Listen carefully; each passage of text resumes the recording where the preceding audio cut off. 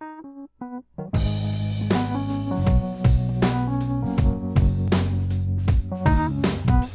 AP students, welcome. Taking a little bit of time to calm down after a busy day of recording videos for my other students. I'll save the best for last. A lot of us were talking today about what's happening next with AP, and by the looks of it, most people are done with their concentration. You might have to tweak one piece here or there. I know, Brian, I'd like to see you do one more piece so that your whole story can be resolved. But I would say that for the majority of us, we're to a point where we're done. We've got 12 pieces, 13 pieces. Now comes the hard part. If you've got 13 pieces or 14 pieces, you have to start weeding through them. So today what I'd like you to do is this. If you don't have all your pieces here, you have to figure out something else. But what I'd like you to do is get out all of your concentration pieces, and looking around the room, we should have enough room for you to spread things out. I want you to lay out all your pieces and take a look.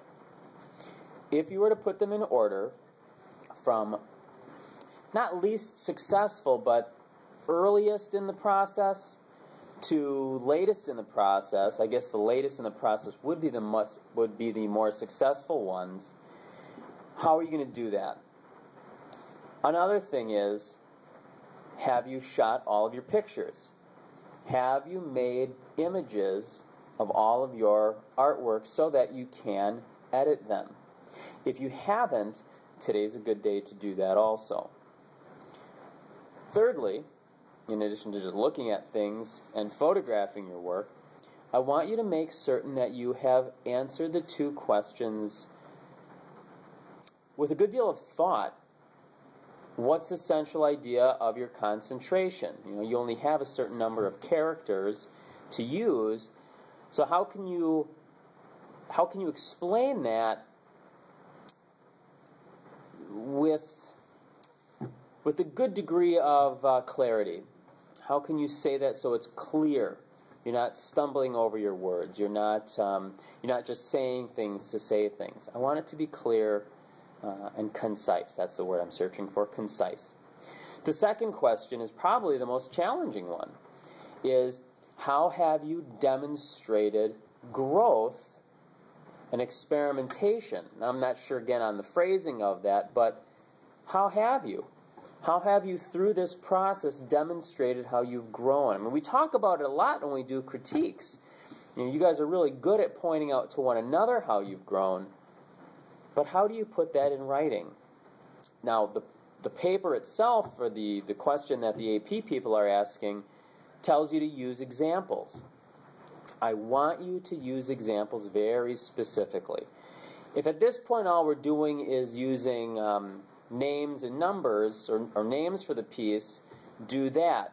If what you have to do later is put a number down for where that image is in the body of work, we'll have to do that too.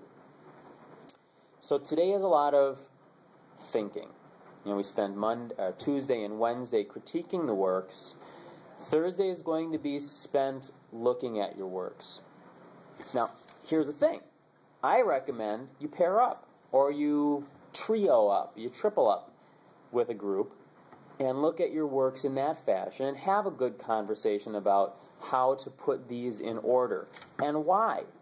The why is important, and you can talk about that when it comes time to writing the paper. I chose this order, or these are the pieces that I did, and this is how I grew. It's not drawing anything today. We're not making new art, but it is an important part of this process.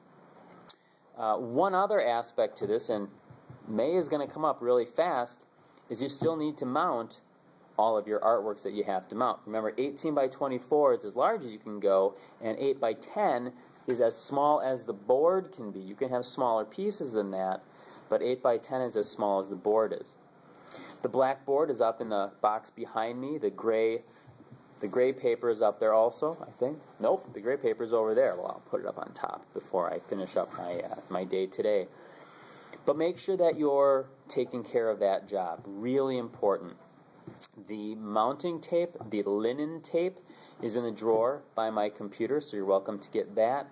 And that's it. So you really got a lot of things to do. It's going to be a quieter day. We're not going to be making anything in particular, but I do want you thinking. If you have to continue working on a piece, do that.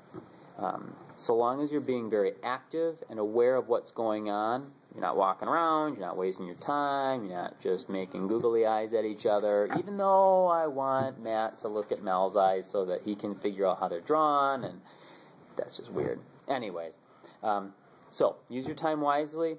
Monday we're going to start one more breadth piece. I'll have something incredible planned for us for that. But otherwise, you've got today to work. Lots to do, a lot of thoughtful things to do. Remember that your written questions need to be well written, well proofed well. You have to do a nice job on it. So that's that. Have a great day. Friday we're going to meet in a computer lab to work through something with Mrs. Brandstetter. So that's that. See you guys tomorrow.